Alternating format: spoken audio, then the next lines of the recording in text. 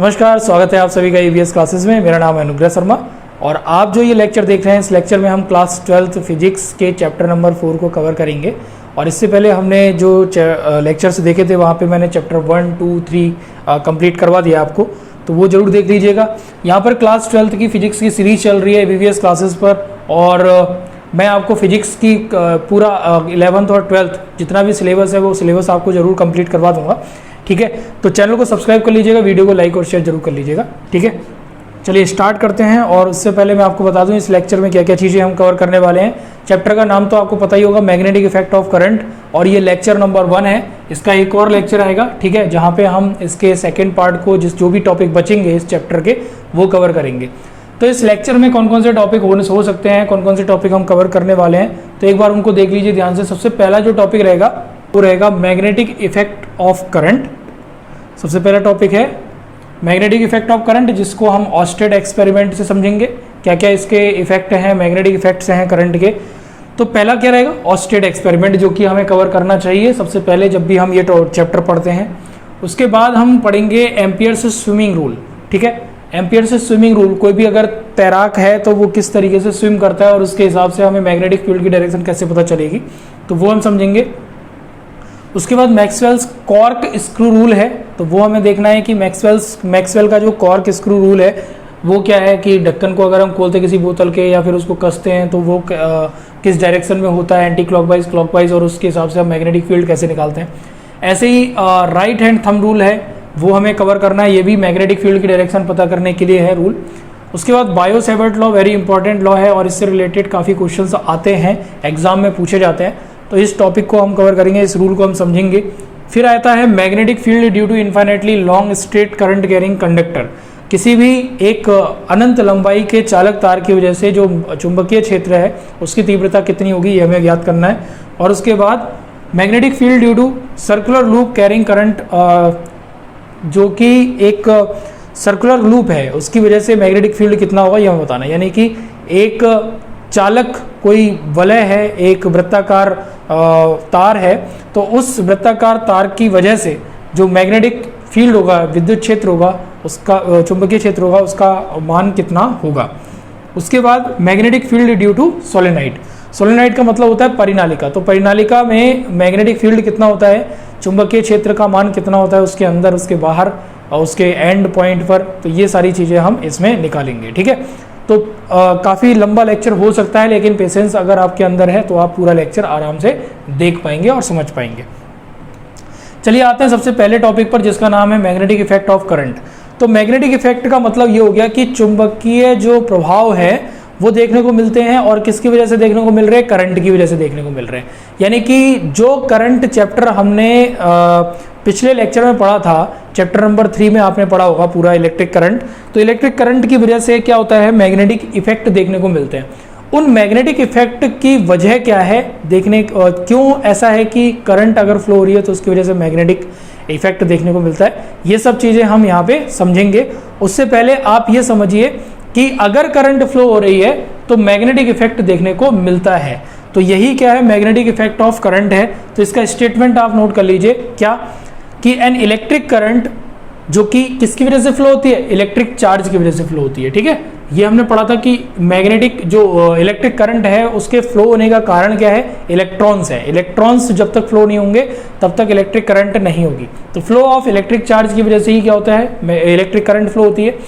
And produces magnetic effect in space around the conductor called strength of magnet, या strength of magnetic field, या फिर इसको हम magnetic field directive भी बोल सकते हैं। ठीक है, तो जब भी करंट फ्लो होगी तो उसकी वजह से एक आपको मैग्नेटिक फील्ड देखने को मिलता है। अब इसको समझेंगे ऑस्टेट के एक्सपेरिमेंट से। तो अब आ जाते हैं ऑस्टेट का जो एक्सपेरिमेंट था, बहुत ही अच्छा एक्सपेरिमेंट इन्होंने किया था समझाने के लिए इसको। तो वो एक्सपेरिमेंट क्या था उसको समझने के लिए हम एक डायग्राम देख लेते हैं, यहाँ पे एक सर्किट डायग्राम। तो हमने क्या करा, एक सबसे पहले बैटरी ले ली और इस बैटरी को हमने कनेक्ट कर दिया रोस्टेड एंड कुंजी के साथ में। ठीक है, बैटरी ली और इस बैटरी को हमने कनेक्ट कर दिया, ये रोस्टेड है, धारा नियंत्रक इसको बोलते हैं। क्या बोलते हैं, तो यहां पे लिख लीजिएगा,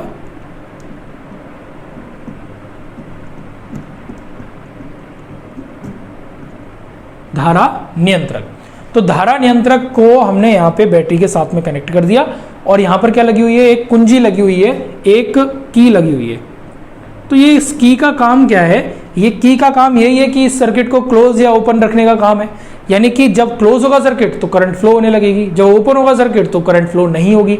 ठीक है, तो मतलब क्लोज का मतलब जब हम इसको क्या कर देंगे, ऑन कर देंगे। जब इस की को ऑन कर देंगे, बटन और स्विच ऑन करते हैं ना, तो ये स्विच है। ठीक है, स्विच को ऑन करते हैं तो वही स्विच है ये। स्विच को ऑन करेंगे तो करंट फ्लो होगी, स्विच को ऑफ करेंगे तो करंट फ्लो नहीं होगी। तो जैसे ही हम इसको ऑन करेंगे तब इसमें करंट फ्लो होगी। अभी बैटरी का नेगेटिव टर्मिनल ऊपर है, पॉजिटिव टर्मिनल नीचे की तरफ है। ठीक है, बैटरी के जो टर्मिनल है उसको आप देख लीजिए, नेगेटिव टर्मिनल ऊपर है और पॉजिटिव टर्मिनल नीचे है। अब जैसे ही हमने कुंजी को क्या किया, ऑन किया, तो यहां पर देखिए अभी जो ये मैग्नेटिक नीडल है, पहले मैग्नेटिक नीडल क्या रखी, इस वायर के पैरेलल मैग्नेटिक नीडल को रखा गया है। ठीक है, जैसा ये वायर है उसी तरीके से मैग्नेटिक नीडल को रखा गया है। तो जैसे ही आप कुंजी को ऑन किया, करंट फ्लो हुई और ये जो है वो डिफ्लेक्ट हो गई। ठीक है, क्या हो गई, ये डिफ्लेक्ट हो गई, विक्षेपित हो गई। अब यहां से जो मैग्नेटिक नीडल है इसके डिफ्लेक्शन को देखा गया कि जैसे ही हमने कुंजी को ऑन किया, एक बार फिर से देखिए कि जैसे ही हमने कुंजी को ऑन किया, ये ऑन हो गई, यहां से करंट फ्लो हुई, ये क्या हो गई, डिफ्लेक्ट हो गई। डिफ्लेक्ट किस डायरेक्शन में होगी, तो इसको हमें समझना है। देखो ये कहां जा रही है, ये जा रही है इस डायरेक्शन में, करंट इस डायरेक्शन में जा रही है और मैग्नेटिक नीडल भी क्या हो गई, यहां से इस डायरेक्शन में गई। तो जिस डायरेक्शन में करंट फ्लो हो रही है वो मैग्नेटिक नीडल का नॉर्थ जो साइड है, नॉर्थ एंड जो है वो उसी डायरेक्शन में क्या हो जाता है, डिफ्लेक्ट हो जाता है, झुक जाता है। ठीक है, अब यहाँ पे इसका स्टेटमेंट देखिए कि क्या बात हुई, क्या इस पे एक्सपेरिमेंट में क्या देखा गया। तो जैसे ही हमने करंट अलाउ की सर्किट में, ठीक है, उस तार के थ्रू जो कि मैग्नेटिक नीडल के पैरेलल रखा हुआ था या मैग्नेटिक नीडल जिसके पैरेलल रखी हुई थी, तो जैसे ही हमने उस सर्किट में करंट को फ्लो किया तब क्या हुआ, जो नीडल थी kept directly below the wire, the needle was found to deflect from its normal position.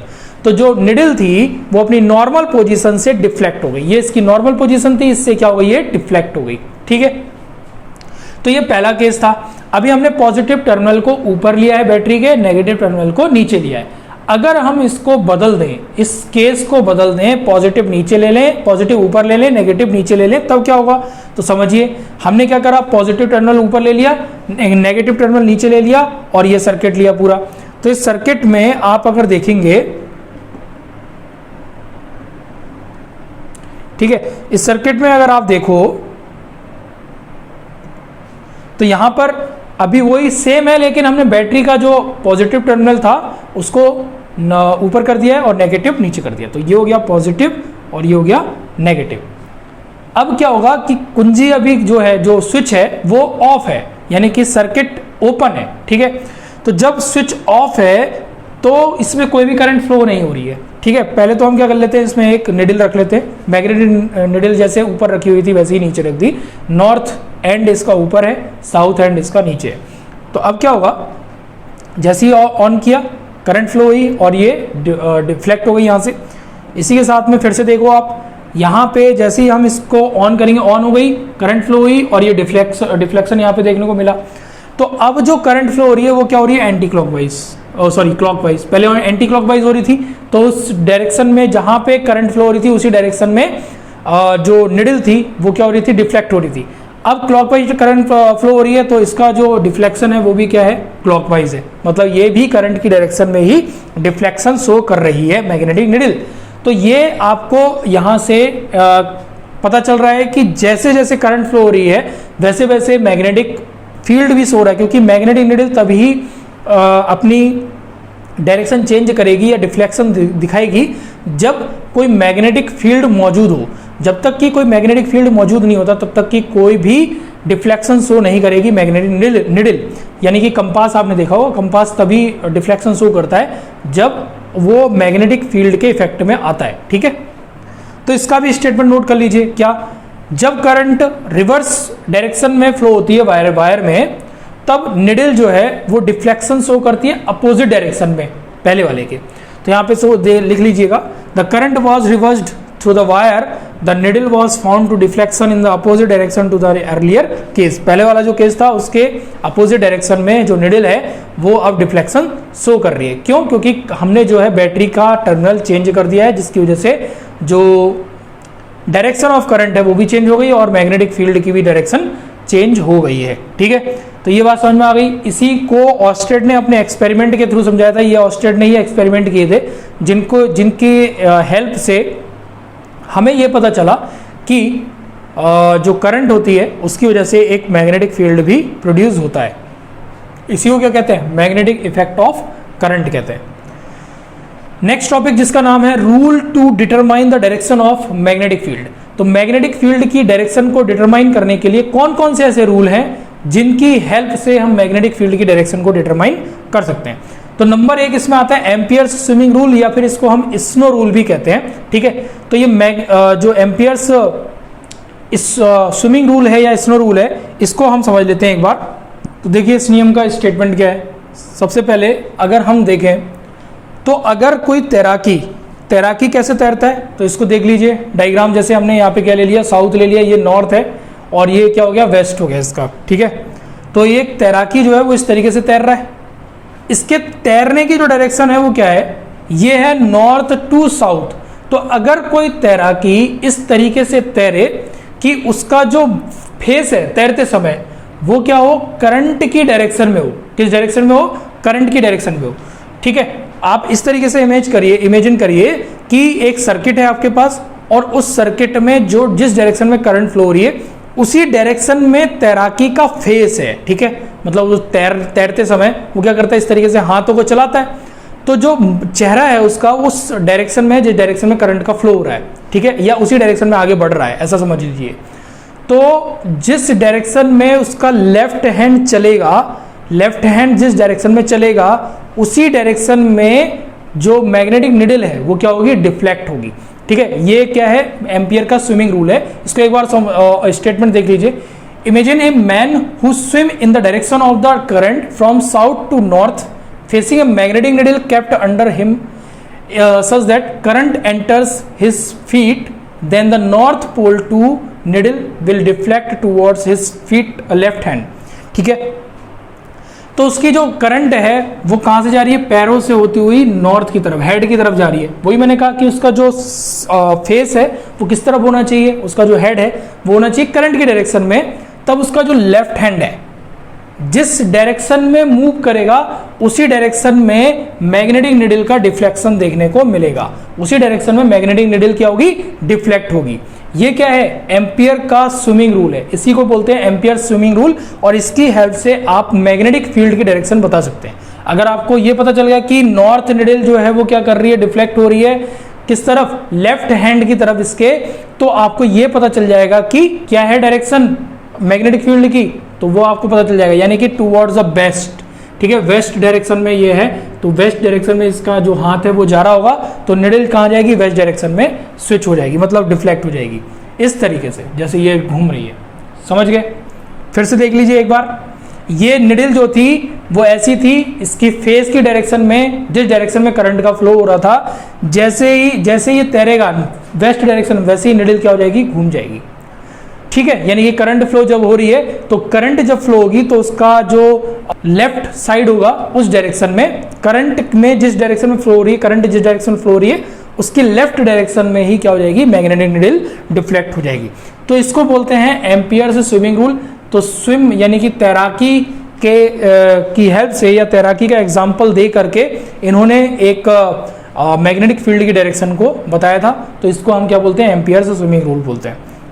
एक और रूल है जिसका नाम है मैक्सवेल्स कॉर्क स्क्रू रूल, या फिर इसको हम एक और रूल भी बोलते हैं जिसका नाम है राइट हैंड स्क्रू रूल। ठीक है, तो ये दूसरा रूल है जिससे हम मैग्नेटिक फील्ड की डायरेक्शन को बता सकते हैं। सारे रूल एक ही काम कर रहे हैं, आप इनमें से कोई सा भी रूल अप्लाई कर सकते हैं डायरेक्शन बताने के लिए, लेकिन आपको एक रूल तो अच्छे से पता होना चाहिए, चाहे आपको ये वाला, चाहे आपको ये वाला, या फिर इससे आगे आने वाले रूल। तो कोई भी रूल आपको पता हो जिससे आप मैग्नेटिक फील्ड की डायरेक्शन को बता सकें।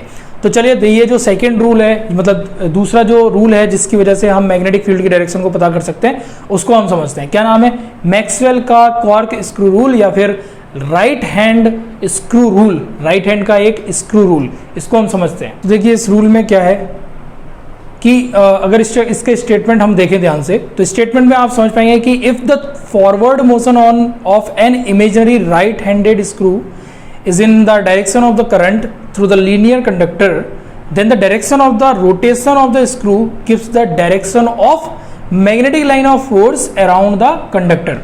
तो मतलब आप ऐसे समझिए कि अगर किसी सर्किट में करंट फ्लो हो रही है तो जिस डायरेक्शन में करंट फ्लो हो रही है उसी डायरेक्शन में आपको क्या करना है, पेंच को घुमाना है। मतलब पेंच की जो नोक है ना उसी डायरेक्शन में आगे बढ़नी चाहिए। जैसे अगर सपोज करंट इस डायरेक्शन में फ्लो हो रही है तो आप पेंच को किस डायरेक्शन में घुमाएंगे कि करंट इस डायरेक्शन में जाए, तो आप इस तरीके से घुमाएंगे, मतलब एंटी क्लॉकवाइज घुमाएंगे तब ये पेंच आगे की ओर बढ़ेगा। तो ये हो गया एंटी क्लॉकवाइज, ठीक है। अगर इस डायरेक्शन में है तो आप पेज को ऐसे घुमाएंगे इस तरीके से, ठीक है। तो अब ये क्या हो रहा है, क्लॉक, ये हो गया आपका इस तरीके से एंटी क्लॉकवाइज, ये हो गया आपका क्लॉकवाइज, राइट। तो क्लॉकवाइज एंटी क्लॉकवाइज समझ में आ गया। तो पेंच की जो नोक है ना वो उस डायरेक्शन में आगे की तरफ बढ़नी चाहिए जिस डायरेक्शन में करंट फ्लो हो रही है। जैसे अब यहाँ पे इस डायरेक्शन में करंट फ्लो हो रही है तो पेंच को अगर हम कसेंगे इस तरीके से घुमाएंगे तभी तो वो आगे की तरफ बढ़ पाएगा। तो यहाँ पर जब हम करंट की डायरेक्शन में पेंच की नोक को आगे बढ़ाते हैं तो अंगूठे के घूमने की दिशा में, जब हम पेचकस से उसको कस रहे हैं तो अंगूठे के घूमने की दिशा में किसकी, मैग्नेटिक फील्ड की डायरेक्शन होती है। अंगूठे के घूमने की दिशा ही मैग्नेटिक फील्ड की डायरेक्शन होती है। अब यहां पर भी आप समझ लीजिए, जब पेच को हम, जैसे करंट इस डायरेक्शन में फ्लो हो रही है तो पेच को हम क्या करेंगे, क्लॉकवाइज घुमाएंगे तब वो क्या करेगा, खुलेगा, यानी कि उसमें जो नोक है वो इसकी तरफ आगे बढ़ेगी। तब उस केस में अंगूठा किस डायरेक्शन में घूमेगा, ऐसे। अभी ऐसे घूम रहा था, अब ऐसे घूमेगा तो डायरेक्शन क्या हो जाएगी, इसकी चेंज हो जाएगी, मैग्नेटिक फील्ड की डायरेक्शन चेंज हो जाएगी। तो आप डायरेक्शन का पता कर सकते हैं। जैसे ये है, यहां पर अगर आपको डायरेक्शन पता करनी है तो ये इस तरीके से घूम रहा है तो यहां पे डायरेक्शन कहां हो जाएगी, इस तरफ हो जाएगी। अब ये क्या कर रहा है, इस तरफ घूम रहा है तो इसकी डायरेक्शन क्या हो जाएगी, इस तरफ हो जाएगी। क्लियर हो गया। तो मैग्नेटिक फील्ड की डायरेक्शन जो है वो हम इस रूल की हेल्प से भी बता सकते हैं जिसका नाम है मैक्सवेल्स क्वार्क स्क्रू रूल या फिर राइट हैंड स्क्रू रूल भी बोलते हैं इसको, क्योंकि हम इसमें किसका यूज कर रहे हैं, स्क्रू का यूज कर रहे हैं, पेंच का यूज कर रहे हैं, ठीक है। तो आप यहाँ पे देख लीजिएगा, लीनियर कंडक्टर की डायरेक्शन में अगर जो पेंच है उसकी डायरेक्शन होगी तो उस केस में screw gives the direction of the magnetic line of force around the conductor, ठीक है। तो जो जिस डायरेक्शन में जो थंब है वो घूमेगा, रोटेट करेगा, उस डायरेक्शन में उसी डायरेक्शन में मैग्नेटिक फील्ड की डायरेक्शन होगी। तो ये कौन सा है, मैक्सवेल्स क्वार्क स्क्रू रूल या फिर राइट हैंड थंब रूल। ये काफी इंपॉर्टेंट है, आप इसको समझ सकते हैं और ये यहाँ से आपको समझ में आ जाएगा। तो ये है हमारा एक स्क्रू, ये स्क्रू करंट की डायरेक्शन में आगे बढ़ रहा है, ये बी पॉइंट यहाँ पे हमने ले लिया। दूसरा स्क्रू ये जो नीचे की तरफ आ रहा है, करंट इसमें नीचे की तरफ आ रही है, तो यहाँ पे इसकी डायरेक्शन आप देख सकते हैं। मैंने बताया था यहाँ पे इसकी डायरेक्शन ऐसी हो जाएगी और यहाँ पे इसकी डायरेक्शन ऐसी हो जाएगी, जैसा कि आप डायग्राम में देख सकते हैं। नेक्स्ट बात करते हैं राइट हैंड थंब रूल की। राइट हैंड थंब रूल क्या कहता है, तो बाएं हाथ का जो अंगूठे का नियम है या फिर कर्ल रूल है वो क्या कहता है। तो हम क्या करेंगे, राइट हैंड थंब रूल को इस तरीके से समझते हैं। अगर मैं करंट की डायरेक्शन में अपना अंगूठा रखूं इस तरीके से, अगर करंट की डायरेक्शन में अपना अंगूठा रखूं तो ये जो मुड़ी हुई फिंगर है, ठीक है, मुड़ी हुई फिंगर है, ये मैग्नेटिक फील्ड को शो करती हैं। जैसे अंगूठा ऊपर की तरफ है तो फिंगर किस डायरेक्शन में मुड़ रही है, तो आप यहाँ पे देखिए, ये है अंगूठा, ठीक है, और फिंगर मेरी जो है वो इस डायरेक्शन, जैसे ऊपर की तरफ रखा मैंने, इस डायरेक्शन में फिंगर मुड़ रही है, तो अब करंट की डायरेक्शन इस तरफ होगी, ठीक है। यहाँ पे मुझे ऐसे समझना पड़ेगा, ये ठीक है, इस तरीके से फिंगर जो है वो ऐसे करके मुड़ रही है, तो जिस डायरेक्शन में मुड़ेंगी उस डायरेक्शन में मैग्नेटिक फील्ड की डायरेक्शन होगी, राइट। तो इसको हम क्या बोलते हैं, राइट हैंड थंब रूल बोलते हैं। तो इसको एक बार समझ लीजिएगा, अंगूठा आपको करंट की डायरेक्शन में रखना है, उसके बाद जो मुड़ी हुई फिंगर है उस मुड़ी हुई फिंगर को नोट करना है वो किस डायरेक्शन में है। तो मुड़ी हुई फिंगर इस डायरेक्शन में है तो इसमें मैग्नेटिक फील्ड की डायरेक्शन क्या हो जाएगी, इधर की तरफ हो जाएगी। तो आप कह सकते हैं, if a current carrying conductor is imagined to be held in the right hand such that the thumb point in the direction of the current. जो थंब है वो करंट की डायरेक्शन को इंडिकेट कर रहा है। Then the tip of the finger encircling the conductor will give the direction of the negative or magnetic line of force। तो उस केस में जो फिंगर्स हैं, मुड़ी हुई फिंगर्स हैं, वो किसकी डायरेक्शन को शो करेंगी? मैग्नेटिक लाइन ऑफ फोर्स की डायरेक्शन को शो करेंगी। ठीक है, इसी के साथ में अपना जो आता है अब नेक्स्ट, वो आता है बायो सेवर्ट लॉ। ठीक है, बायो सेवर्ट्स लॉ यानी कि बायो और सेवर्ट, बायो एंड सेवर्ट दो अलग अलग वैज्ञानिक थे, दो अलग अलग फिजिसिस्ट थे। तो इन्होंने मिलकर के अपना एक लॉ दिया मैग्नेटिक फील्ड से ही संबंधित, तो इसीलिए कंबाइंडली इसको हम क्या बोलते हैं? बायो सेवर्ट्स लॉ बोलते हैं। ठीक है, अब इसको थोड़ा सा हम समझ लेते हैं कि बायो सेवर्ट ने अपना क्या लॉ दिया था। तो एक वायर है जो कि स्ट्रेट नहीं है, कैसा भी हो सकता है। इस वायर में जो है वो करंट फ्लो हो रही है, ये करंट आई फ्लो हो गई इसमें। इसके कुछ पॉइंट दूरी पर एक पॉइंट है P, जहां पर हमें मैग्नेटिक फील्ड फाइंड करना है। एक वायर है जिसमें करंट फ्लो हो रही है, इससे कुछ पॉइंट पर, कुछ दूरी पर एक पॉइंट है P, जिस पर हमें मैग्नेटिक फील्ड फाइंड करना है। इसकी डायरेक्शन, इसके लिए हमने क्या करा, एक यहाँ पर जिसको हम बोलते हैं धाराखंड, क्या बोलते हैं? ठीक है, तो एक हमने बहुत ही छोटा सा धाराखंड ले लिया। धाराखंड का मतलब होता है एक ऐसा भाग जिसमें करंट फ्लो हो रही है। ठीक है, एक ऐसा भाग जिसमें करंट फ्लो हो रही है, करंट का फ्लो हो रहा है, और यहां पर हमें क्या निकालना है? मैग्नेटिक फील्ड फाइंड करना है। तो इसकी जो डिस्टेंस है वो हम सपोज कुछ भी ले लेते हैं, r से डिस्टेंस डिनोट कर लेते हैं। तो ये r वेक्टर से हमने इसकी डिस्टेंस यहां से, इस धाराखंड से यहां तक की जो डिस्टेंस है वो हमने क्या ले ली? r वेक्टर ले ली। और ये जो एंगल बना रहा है यहां से, वो कितना एंगल बना रहा है? तो यहां से थीटा एंगल बना रहा है। ठीक है, तो ये सारी चीजें आपने नोट कर ली। अभी क्या था, ये बायो सेवर्ट को समझने के लिए, बायो सेवर्ट लॉ को समझने के लिए आपको ये डायग्राम पता होना चाहिए। एक हमने वायर लिया जिसमें आई करंट फ्लो हो रही थी, इससे कुछ दूरी पर एक पॉइंट है जिस पर हमें मैग्नेटिक फील्ड फाइंड करना है। यहां से थीटा कोण पर हमने क्या ले लिया? ये धाराखंड, धाराखंड से एक थीटा कोण पर हमने इसकी डिस्टेंस ले ली। अब हम क्या करेंगे, यहाँ पे दूसरा पॉइंट हम यहाँ पे भी ले सकते हैं। ये मैंने P डैश ले लिया, इस तरफ भी हमने एक पॉइंट ले लिया P डैश। अब यहाँ पे जो करंट की डायरेक्शन है, उस करंट की डायरेक्शन को समझिएगा। किस रूल से आप बताएंगे करंट की डायरेक्शन? तो आप कोई सा भी रूल यूज कर सकते हैं। देखो, करंट की डायरेक्शन बताने के लिए हमें करना क्या होता है, यहाँ पर जो वायर है उसमें करंट कैसी फ्लो हो रही है? इस तरीके से फ्लो हो रही है। ठीक है, तो इस तरीके से अगर करंट फ्लो हो रही है तो इसकी डायरेक्शन जो होगी वो अंदर की तरफ होगी। तो यानी कि जब भी अंदर की तरफ डायरेक्शन होती है, ठीक है, इनसाइड द प्लेन, उसको हम किससे शो करते हैं? क्रॉस से शो करते हैं। तो डायरेक्शन अगर मैग्नेटिक फील्ड की इनसाइड द प्लेन है, अंदर की तरफ है, तो उसको हम क्रॉस से शो करेंगे। अगर आउटसाइड द प्लेन डायरेक्शन है इस तरीके से, तो ये डॉट से शो करेंगे।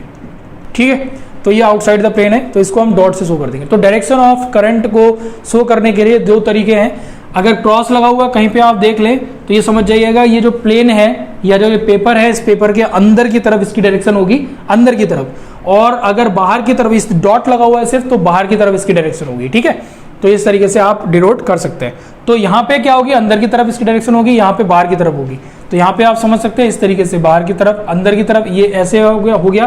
तो इसको अगर हम पकड़ेंगे तो ये इस तरीके से मुड़ेंगी, अंदर की तरफ जाएगी। और यहाँ पर अगर करंट की डायरेक्शन ऐसी है, पॉइंट ये है, या फिर आप किससे दे सकते हैं रूल? ये। ठीक है, यहाँ से आप देंगे तो ये फिंगर है, बाहर की तरफ इसकी डायरेक्शन होगी। यहाँ से आप देंगे तो ये फिंगर है।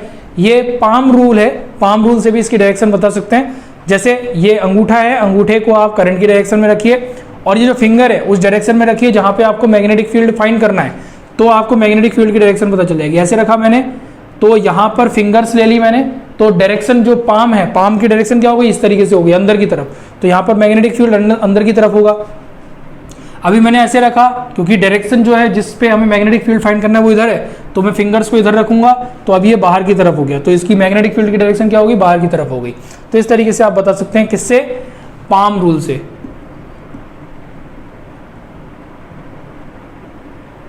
पाम रूल का हेल्प से आप मैग्नेटिक फील्ड की डायरेक्शन बता सकते हैं। ठीक है, अब समझिए यहाँ पे बायो सेवर्ट ने क्या कहा। तो उन्होंने यही कहा, अभी तक जितनी भी मैंने बातें बताई यही लिखी हुई है यहाँ पे। The strength of magnetic field DB due to a small current element DL, एक स्मॉल करंट एलिमेंट है ये DL, जिसमें करंट फ्लो हो रही है I, at a point P distance R from a element is directly proportional to I। ठीक है, current के डायरेक्टली प्रोपोर्शनल होगा। तो यहां पर अगर कोई मैग्नेटिक फील्ड फाइंड करना है तो वो जो मैग्नेटिक फील्ड है डायरेक्टली प्रोपोर्शनल होगा करंट के साइन थीटा के, dB is proportional to sine theta. उसके बाद यहां पे inversely proportional to the square of distance R square, तो dB is inversely proportional to R square.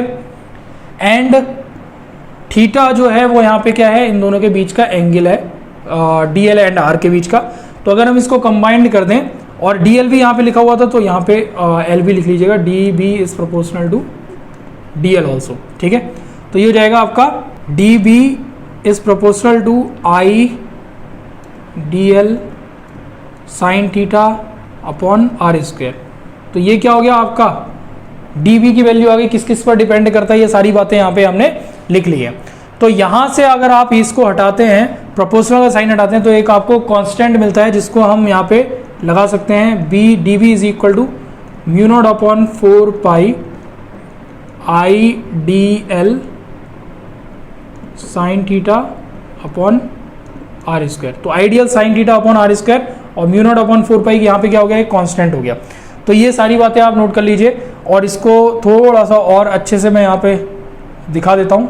तो ये सारी बातें, dB is proportional to L, I current DL पे भी डिपेंड करता है, साइन थीटा पर डिपेंड करता है और 1 अपॉन L स्क्वायर पर भी डिपेंड करता है। और इसके साथ में जब हम इसको कंबाइन करेंगे तो आपको मिल जाएगा यहाँ पे dB is proportional to I DL sine theta upon R square, और यहाँ पे मिल गया आपको dB is equal to 4 pi mu naught upon 4 pi I DL sine theta upon R square. जहाँ पर जो म्यू नॉट अपॉन 4 पाई है इसको आप देख लीजिए, जहाँ पर ये जो म्यू नॉट अपॉन 4 पाई है इसकी जो वैल्यू होती है वो होती है 10 टू दी पावर -7। ठीक है, तो ये आप नोट कर लीजिएगा। ये मैग्नेटिक फील्ड है, इसका जो यूनिट होती है वो क्या होती है, टेस्ला, या फिर हम इसको वेबर पर मीटर स्क्वायर भी बोलते हैं, वेबर पर मीटर स्क्वायर भी इसकी यूनिट होती है। ठीक है, तो आप इसको नोट कर सकते हैं, वेबर पर मीटर स्क्वायर या फिर टेस्ला इसको हम बोलते हैं। तो इन दोनों में से कोई भी, जनरली हम टेस्ला को यूज करते हैं, वेबर पर मीटर स्क्वायर। तो वेबर जो होती है वो फ्लक्स की यूनिट होती है, मैग्नेटिक फ्लक्स की, और अपॉन में अगर एरिया ले लेते हैं तो वो क्या हो जाता है, मैग्नेटिक फील्ड बन जाता है। नेक्स्ट जो हम बात करेंगे वो करेंगे बायो-सेवर्ट लॉ को वेक्टर फॉर्म में किस तरीके से रिप्रेजेंट करना है। तो बायो-सेवर्ट लॉ को वेक्टर फॉर्म में रिप्रेजेंट करने के लिए आप क्या करेंगे, बी के ऊपर वेक्टर लग गया, इसका मतलब ये वेक्टर फॉर्म इसकी हो गई है। म्यू नॉट अपॉन 4 पाई क्योंकि कांस्टेंट है, इसमें कोई चेंज होगा नहीं। आई DL पे ऊपर वेक्टर लगेगा क्योंकि DL जो है वो क्या होगा, एक वेक्टर क्वांटिटी होगी, इसकी डायरेक्शन फिक्स होगी। ठीक है, R के ऊपर कैप लगा हुआ है, R कैप का मतलब हो गया ये क्या है, यूनिट वेक्टर हो गया। कैप जब भी लगा होगा तो ये एक यूनिट वेक्टर होगा, क्या होगा, एक यूनिट वेक्टर। और यहां पर जो है ये यूनिट वेक्टर जो होता है R कैप, इसको अगर हम लिखेंगे तो हम लिख सकते हैं R vector upon mod of R vector, या फिर हम इसको लिख सकते हैं R cap is equal to R vector upon R। ठीक है, और यहाँ पे अपॉन में R स्क्वायर आ ही रहा है, तो R कैप को जब हम हटाएंगे यहाँ से तो क्या आ जाएगा, तो ये आ जाएगा DB vector is equal to mu naught upon 4 pi IDL into R vector upon R cube. क्यों आया, क्योंकि स्क्वायर पहले से था और एक R यहाँ पे जब हमने कैप को हटाया, यूनिट वेक्टर को हटाया, तो एक R यहाँ से मिल गया, तो क्या हो जाएगा, mu naught upon 4 pi IDL R vector upon R cube. ठीक है, तो यहाँ पर म्यू नॉट की वैल्यू मैंने आपको बताई थी, म्यू नॉट अपॉन 4 पाई की, तो ये होती है 10 टू दी पावर -7। यूनिट इसकी क्या होती है, टेस्ला मीटर पर एम्पियर या फिर वेबर पर मीटर पर एम्पियर। ठीक है, दोनों में से कोई भी यूनिट आप यूज कर सकते हैं, टेस्ला मीटर पर एम्पियर या फिर वेबर पर मीटर पर एम्पियर। तो वेबर पर मीटर मैंने आपको बताया था, देखो टेस्ला को हम लिखते हैं वेबर पर मीटर स्क्वायर के इक्वल। ठीक है, तो टेस्ला की जगह यहाँ पर वेबर पर मीटर स्क्वायर रख दोगे तो जाएगा वेबर पर मीटर स्क्वायर, और यहाँ पर क्या आ रहा है, मीटर आ रहा है, और यहाँ पर एम्पियर आ रहा है, तो मीटर से एक मीटर कैंसिल हो गया, तो यही यूनिट आपको मिल गई वापस से, वेबर पर मीटर पर एम्पियर। तो टेस्ला याद रखेंगे, वेबर पर मीटर स्क्वायर होता है। तो ये टेस्ला जो है वो क्या है, मैग्नेटिक फील्ड की यूनिट है। ठीक है, मैग्नेटिक फील्ड की। वेबर किसकी यूनिट है, मैग्नेटिक फ्लक्स की यूनिट है, मैग्नेटिक फ्लक्स की यूनिट है। अगले लेक्चर में हम पढ़ेंगे मैग्नेटिक फ्लक्स, अभी आपको मैं जस्ट बता दे रहा हूँ। ठीक है, बाकी चीजें आप नोट कर लीजिए। Direction of dB is same, dB vector की डायरेक्शन सेम होती है as that of direction of DL vector cross R vector. जो direction DL vector cross R vector की होगी वही डायरेक्शन डीबी वेक्टर की होगी, which can be determined by right hand screw rule, जिसको हम राइट हैंड स्क्रू रूल की help से डिटरमाइन कर सकते हैं। सपोज डीएल की डायरेक्शन आई कैप है और आर की डायरेक्शन जे कैप है, ठीक है, तो ये जो डीवी है इसकी डायरेक्शन क्या होगी, के कैप होगी, क्योंकि इनका जो क्रॉस प्रोडक्ट होता है वो के इक्वल होगा। समझ में आ गया। ऐसे ही अगर इसकी डायरेक्शन जे कैप हो गई, इसकी डायरेक्शन आई कैप हो गई, तो इसकी डायरेक्शन माइनस के कैप हो जाएगी। क्या हो जाएगी, माइनस के कैप। इतना तो आपने पहले ही पढ़ा है, बेसिक सा चैप्टर नंबर 1 में 11th क्लास के। नहीं पढ़ा है तो मैं आपको वहां पे भी बता दूंगा, ठीक है। आई कैप क्रॉस जे कैप के कैप के इक्वल हो जाएगा, और जे कैप क्रॉस आई कैप किसके इक्वल हो जाएगा, माइनस के कैप के इक्वल होगा। तो ऐसे आप डायरेक्शन पता कर सकते हैं डायरेक्ट। उसके बाद आप थोड़ा सा और चीजें नोट कर लीजिए, जैसे अगर आप देखें तो ये जो पॉइंट है, ये पॉइंट किसको शो करता है, मैंने जस्ट अभी बताया था। ये पॉइंट जो शो करता है वो करता है आउटसाइड द प्लेन, ठीक है, direction of magnetic field outside the plane.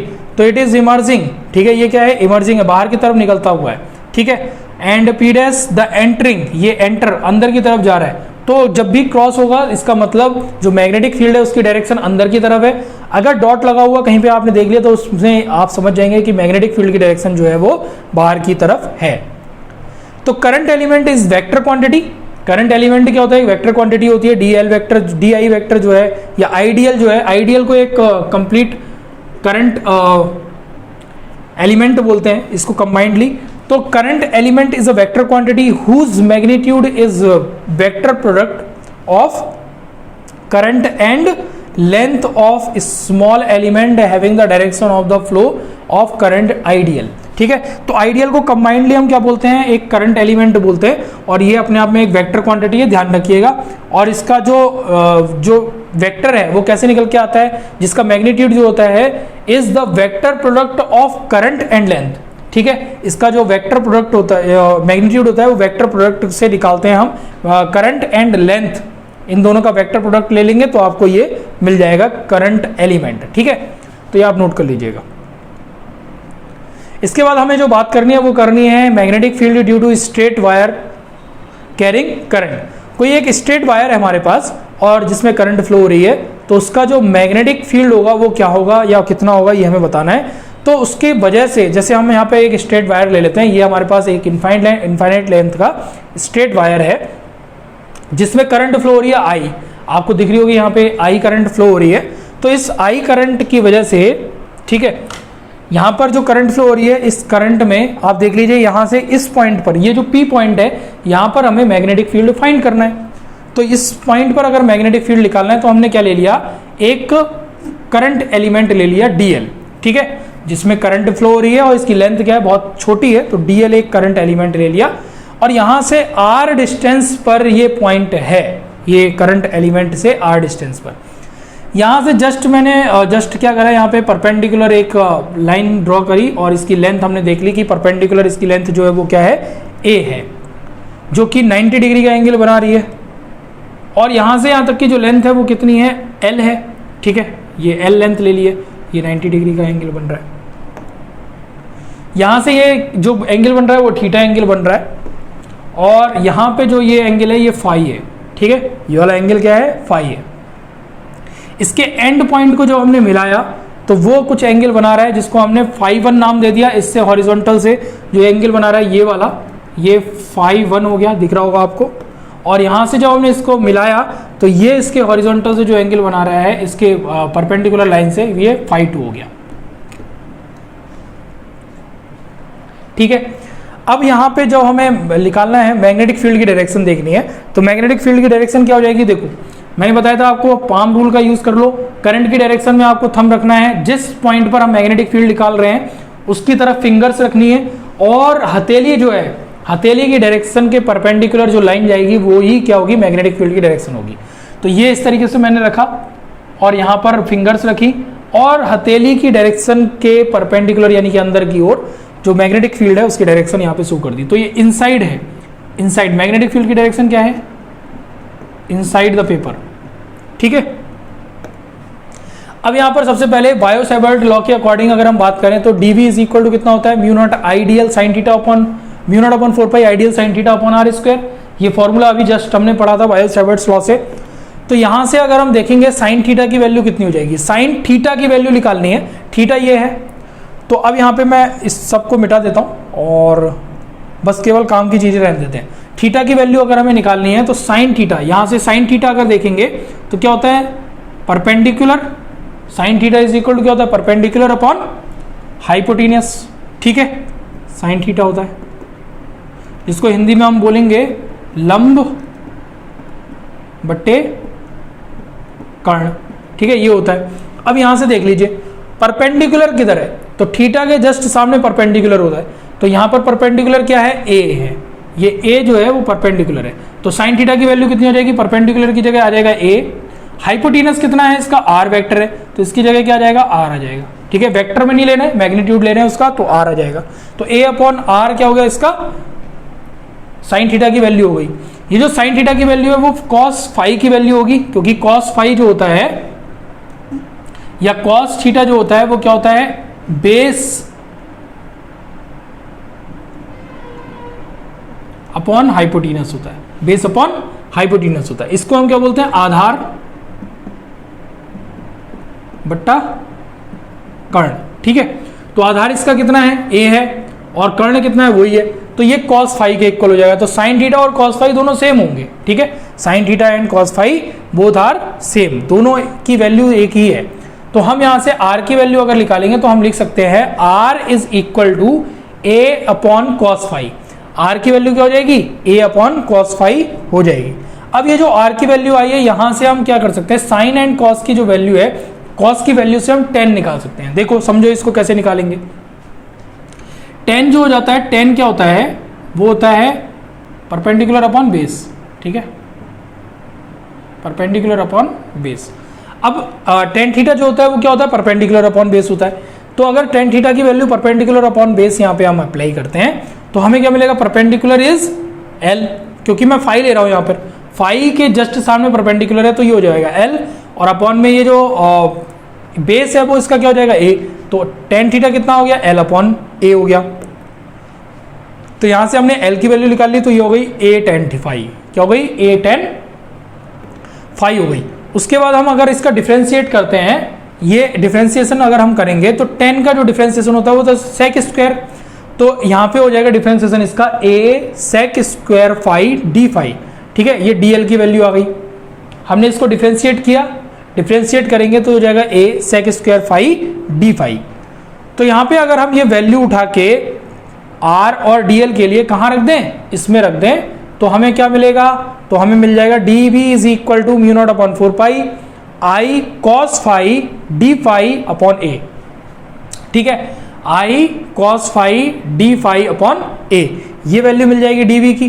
तो यहां से आपको ये पता चल रहा है कि magnetic field due to whole conductor is obtained by integrating with limit φ1 minus φ1 to φ2। Minus φ1 क्यों लिया, क्योंकि यहां पे हमने इसको लिया है एक ओरिजिन, और ओरिजिन से जस्ट नीचे जो हम वैल्यू लेते हैं नेगेटिव बाई एक्सिस पर, तो वो सारी नेगेटिव होती है, ऊपर लेते हैं तो वो सारी पॉजिटिव होती है। तो फाई जो है वो नेगेटिव नीचे की तरफ है इस प्लेन से, ठीक है, तो इसीलिए हम माइनस में ले लेंगे और ये जो है वो प्लस में ले लेंगे। तो ये हो जाएगा b is equal to integration of db is equal to integration of d minus φ1 to φ2, minus φ1 to φ2 limit लगा दी हमने यहाँ पे, और mu naught upon 4 pi i cos phi d phi upon a। अब हमें इसको इंटीग्रेट करना है, इंटीग्रेट करने पर आपको क्या मिल जाएगा, तो यहाँ पर आप देख लीजिए, नोट कर लीजिए सारी वैल्यूज, तो ये मिल जाएगा b is equal to mu naught upon 4 pi a, ठीक है, mu naught upon 4 pi a upon में चल ही रहा था। अब इसको इंटीग्रेट कैसे करते हैं, तो इंटीग्रेट करेंगे तो मिल जाएगा i साइन φ1 प्लस साइन φ2। क्यों आया, देखो cos का जो इंटीग्रेशन होता है वो क्या होता है, साइन होता है, ठीक है, cos फाई का इंटीग्रेशन होता है या cos थीटा का इंटीग्रेशन होता है साइन। तो हम यहाँ पे क्या कर देंगे, साइन यहाँ पे जब लिखेंगे और पहले आती है अपर लिमिट, तो अपर लिमिट प्लस में आ जाएगी, उसके बाद माइनस साइन लगा के लोअर लिमिट आती है। तो मैं यहाँ पे इसको सॉल्व कर देता हूँ, अगर आपको समझ में नहीं आ रहा तो यहाँ पे देख लीजिएगा, ये हो जाएगा आपका म्यू नॉट अपॉन 4 पाई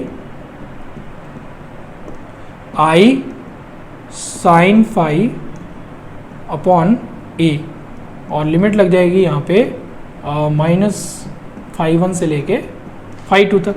अब लिमिट अप्लाई कर दो तो जो कांस्टेंट है उसको तो बाहर ही निकाल देते हैं, 4 पाई ए पूरा, ये तो चेंज होने वाला नहीं है। आई को भी बाहर निकाल दो, अब केवल लिमिट लगेगी इसमें, तो पहली अपर लिमिट आती है तो साइन φ2 हो गया, माइनस लोअर लिमिट आती है तो यहाँ पे साइन -φ1 हो गया। Sine minus theta is equal to minus sine theta होता है, तो ये हो जाएगा mu naught I upon 4 pi A sine φ1 plus sine φ2, तो माइनस और minus, sine minus theta is equal to minus sine theta, और ऑलरेडी माइनस लगा हुआ है तो वो प्लस में हो जाएगा।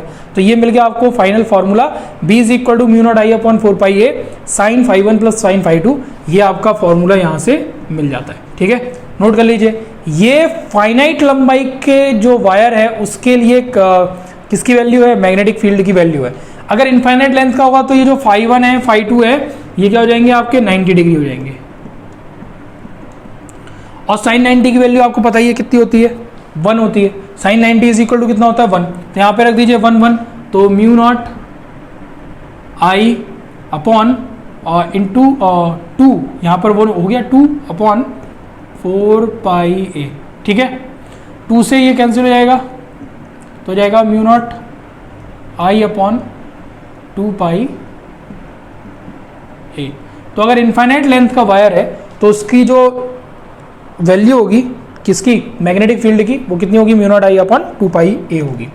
ठीक है, if the wire is infinitely long, तो यहाँ पे नोट कर लीजिएगा ये दोनों इक्वल हो जाएंगे। ठीक है, π/2 के, जैसा कि मैंने आपको बताया था, और ये आपको मिल जाएगा mu naught I upon 2 pi A. Okay, next इसको समझ लीजिए। डायरेक्शन ऑफ मैग्नेटिक फील्ड जो होगी, मैग्नेटिक फील्ड की डायरेक्शन जो होगी वो सेम रहेगी, किसके इक्वल, ये होगी जो डायरेक्शन डीएल एंड आर के क्रॉस प्रोडक्ट की होगी वही डायरेक्शन होगी मैग्नेटिक फील्ड की, and it is perpendicular to the plane of diagram and entering into the plane, तो एंटरिंग इनटू द प्लेन इसकी डायरेक्शन होगी।